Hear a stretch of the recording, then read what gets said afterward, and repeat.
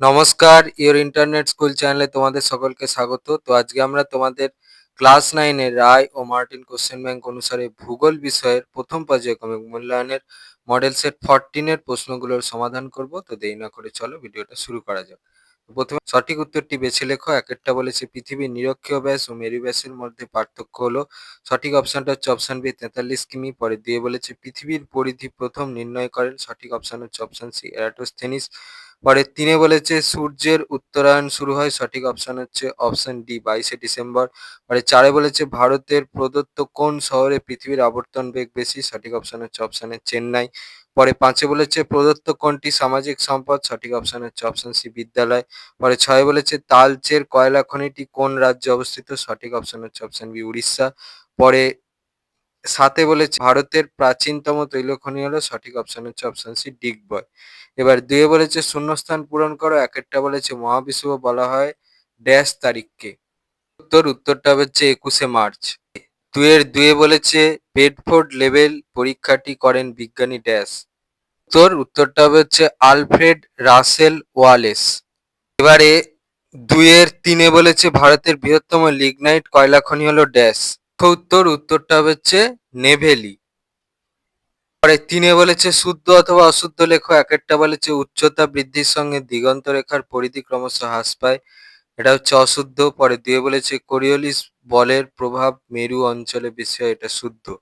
পরে 4 বলেছে এক কথায় উত্তর দাও যে কোনো তিনটি। একটা বলেছে কোন অক্ষরেখায় উষা ও গোধূলির স্থায়িত্বকাল সবচেয়ে কম। উত্তরটা হচ্ছে নিরক্ষরেখা। 4 বলেছে একটি অদ্বিতীয় সম্পদের নাম লেখো। উত্তরটা হচ্ছে গ্রিনল্যান্ডের ক্রায়োলাইট। পরে 3 বলেছে কয়লার উৎকৃষ্ট শ্রেণীটির নাম কি। উত্তরটা হচ্ছে অ্যান্থ্রাসাইট। পরে 4 বলেছে কর্ণাটকের কুদ্রেমুখ কোন খনিজ দ্রব্য উত্তোলনের জন্য বিখ্যাত। দেখো এখানে দেয়া আছে কর্ণাটকের কুদ্রেমুখ। এবার কোন খনিজ দ্রব্য উত্তোলনের জন্য বিখ্যাত সেটা আমি দেখাতে হবে হচ্ছে আকরিক লোহা।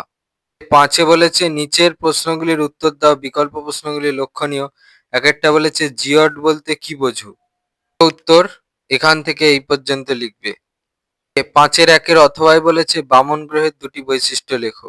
উত্তর এটা হচ্ছে বামন গ্রহ। আর এখানে অনেক বৈশিষ্ট্য দেওয়া আছে, এখান থেকে তোমাদের নিজেদের পছন্দ মতো যে কোনো দুটো বৈশিষ্ট্য লিখে দিও। 5 বলেছে রবি মার্ক কি। উত্তর এখান থেকে এই পর্যন্ত লিখবে। আর ছবিটা আমি দেখাচ্ছি। মার্কের এই ছবিটা অঙ্কন করতে হবে। এই ছবিটা কিন্তু পেন্সিলে আঁকবে। 5 অথবাই বলেছে সৌরদিন কাকে বলে। উত্তর এখান থেকে এই পর্যন্ত লিখবে। 5 বলেছে নিরপেক্ষ উপাদান কাকে বলে। উত্তর এখান থেকে এই পর্যন্ত লিখবে। পরে 5 অথবাই বলেছে অপ্রচলিত শক্তির দুটি অসুবিধা লেখো। উত্তর এই প্রশ্নের জন্য এই প্রশ্নের এই অসুবিধা থেকে কোনো দুটো লিখতে হবে। এখানে 4টে দেওয়া আছে, এখান থেকে তোমাদের নিজেদের পছন্দ মতো যে কোনো দুটো লিখে দিও। 6 বলেছে নিচের প্রশ্নগুলির উত্তর দাও। বিকল্প প্রশ্নগুলি লক্ষণীয়। একটা বলেছে পৃথিবীর আকৃতি অভিগত গোলকের মতো একথা বলা হয় কেন। ওই প্রশ্নের উত্তরটার জন্য এই প্রশ্নটা থেকে লিখতে হবে। এখান থেকে লেখা শুরু করবে। উত্তরটা চলছে এই পর্যন্ত লিখবে। এবারে এখানে তোমাদের অনেক পয়েন্ট দেওয়া আছে, যেহেতু প্রশ্নটা 3 নম্বরের, তাহলে যে কোনো 3টে পয়েন্ট লিখবে। তারপরে এই কথাটা লিখতে হবে উপরিউক্ত প্রামাণ্য তথ্যগুলির সাহায্যে আমরা জানতে পারি বা আমরা প্রমাণ করতে পারি যে পৃথিবী সম্পূর্ণ গোলাকার নয়, পৃথিবীর আকৃতি অভিগত গোলকের মতো। 6 অথবাই বলেছে জিপিএস এর ব্যবহার লেখো। উত্তর ওই প্রশ্নের জন্য এই প্রশ্নটা থেকে উত্তরটা লিখতে হবে। এখান থেকে উত্তরটা চলছে এই পর্যন্ত লিখবে। এবার এখানে অনেক ব্যবহার দেওয়া আছে, যেহেতু তোমাদের প্রশ্নটা 3 নম্বরের, তাহলে তোমাদের নিজেদের পছন্দ মতো কেউ 3টে পয়েন্ট লিখতে পারো, কেউ 4টে পয়েন্ট লিখতে পারো। আর স্কুল ভিত্তিক ব্যাপার থাকলে তাহলে 6টা পর্যন্ত পয়েন্ট লিখে দিও। পরে 6 বলেছে পৃথিবীর অপসুর ও অনুসুর অবস্থান বলতে কি বোঝো, চিত্র সহ লেখো। দেখো উত্তর এখান থেকে এই পর্যন্ত লিখবে। আর এই ছবিটা আঁকতে হবে। ছবিটা কিন্তু পেন্সিলে আঁকবে। পরে 6 অথবাই বলেছে পৃথিবীর অক্ষ কক্ষতলের সঙ্গে 66.5 ডিগ্রি কোণে অবস্থানের ফলাফল উল্লেখ করো। দেখো উত্তর এখান থেকে উত্তরটা চলছে। উত্তরটা চলছে পর্যন্ত লিখবে। এবার যে পয়েন্টে ছবির প্রয়োজন সেই পয়েন্টে ছবি দেবে, ছবি পেন্সিলে আঁকবে। এবার দেখো তোমাদের প্রশ্নটা যেহেতু ৩ নাম্বারের, তাহলে এখান থেকে তোমাদের নিজেদের পছন্দ মতো যেকোনো ৩টে পয়েন্ট লিখতে পারো। কারো মনে হলে সে ৪টে পয়েন্টও লিখতে পারো। ৬ এর ৩-এ বলেছে পুনর্ভব ও অপুনর্ভব সম্পদের পার্থক্য লেখো। উত্তর এখান থেকে উত্তরটা চলছে পর্যন্ত লিখবে। এবার যেহেতু তোমাদের প্রশ্নটা ৩ নাম্বারের, তাহলে কেউ ৩টে পার্থক্যের পয়েন্ট দিতে পারো, কেউ ৪টে পার্থক্যের পয়েন্ট দিতে পারো। আর স্কুল ভিত্তিক ব্যাপার থাকলে তাহলে ৬টা পর্যন্ত পার্থক্যের পয়েন্ট লিখে দিও। ৫-এর ৩-এর অথবায় বলেছে ভারতে কয়লার ব্যবহার উল্লেখ করো। উত্তর এই প্রশ্নের জন্য এই প্রশ্নটা থেকে উত্তরটা লিখতে হবে। এখান থেকে উত্তরটা চলছে এই পর্যন্ত লিখবে। এবার এখানে অনেক ব্যবহার দেয়া আছে, এখান থেকে তোমাদের নিজেদের পছন্দ মতো যেকোনো ৩টে ব্যবহার লিখতে পারো। কারো যদি মনে হয় তাহলে সে ৪টে ব্যবহার লিখবে। আর স্কুল ভিত্তিক ব্যাপার থাকলে তাহলে ৬টা পর্যন্ত ব্যবহার লিখে দিও। ৭-এ বলেছে যেকোনো একটি প্রশ্নের উত্তর দাও। ১-এরটা বলেছে পৃথিবীর গোলীয় আকৃতির সপক্ষে ৩টি অপ্রত্যক্ষ প্রমাণ চিত্রসহ বর্ণনা করো। উত্তর এই প্রশ্নের জন্য এই প্রশ্নের উত্তরটা লিখলে হবে। এখান থেকে উত্তরটা চলছে